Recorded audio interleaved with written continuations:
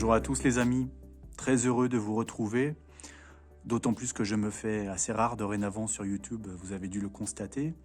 Aujourd'hui, donc, je vous communique un petit tirage que j'ai eu envie de faire sur quand même une assez grosse échéance qui arrive, qui est l'élection américaine. Quand on regarde les sondages, c'est un petit peu mi-figue mi-raisin.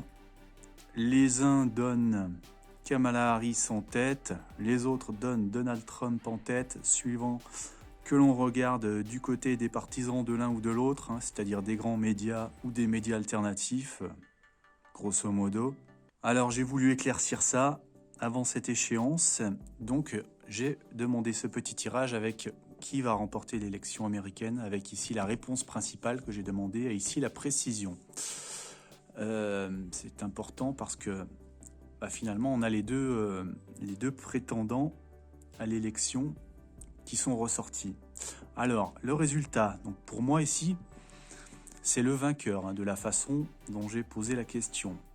J'ai immédiatement vu l'image de Donald Trump, c'est très simple. On a un homme qui est en procès, vous avez vu, devant un micro.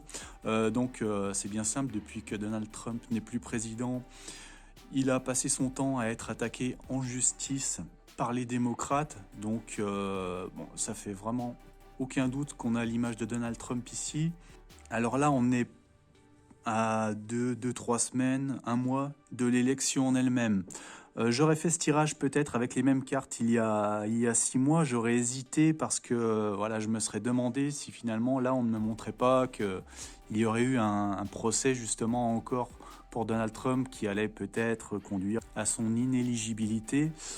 Mais là, a priori, il pourrait être président, donc c'est vraiment la réponse claire et nette que c'est Donald Trump qui va l'emporter. Là, j'y vois un petit peu une référence à vraiment l'actualité du moment par rapport à ce qui se passe au Moyen-Orient, Israël, Iran.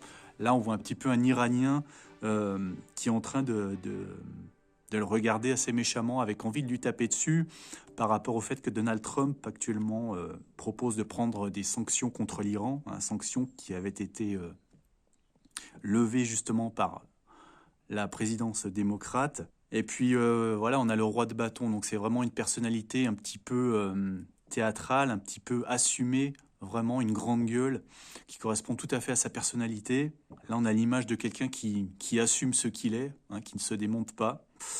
Voilà, donc pour moi ici, si c'est vraiment le vainqueur, comme je l'ai demandé, qui est ressorti, ça m'a déjà joué des tours, mais je pense quand même qu'on peut tabler sur la victoire de Trump. Et alors pour la précision,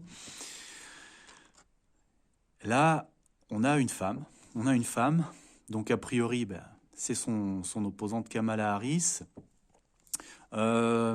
sur un set de bâtons. Donc le set de bâtons, c'est la carte de la personne justement qui est sur un poste haut placé, qui est sur un sommet et qui essaye de défendre sa place face à ses prétendants, qui essayent de la déloger. Donc c'est bien l'image de Kamala Harris qui quelque part est un petit peu présidente, en tout cas vice-présidente des États-Unis. Ici qui a la couronne sur la tête, donc qui est déjà un poste de pouvoir. Et ici, on la voit peut-être un petit peu mise à la porte, contrainte voilà, de quitter ce poste. Et la petite légende de cette carte dans ce jeu dit dans tout défi, on court le risque de confondre l'ami et l'ennemi.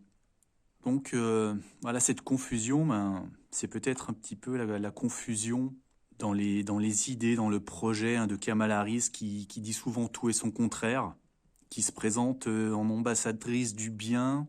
Mais est-ce que c'est vraiment le cas ? Voilà, en tout cas, pour moi, le résultat pour cette fois-ci, ce sera la revanche de Donald Trump, a priori, sur 2020. Et donc son retour au pouvoir. Voilà, merci de mettre un petit pouce. Mais je vous souhaite une excellente journée. À bientôt.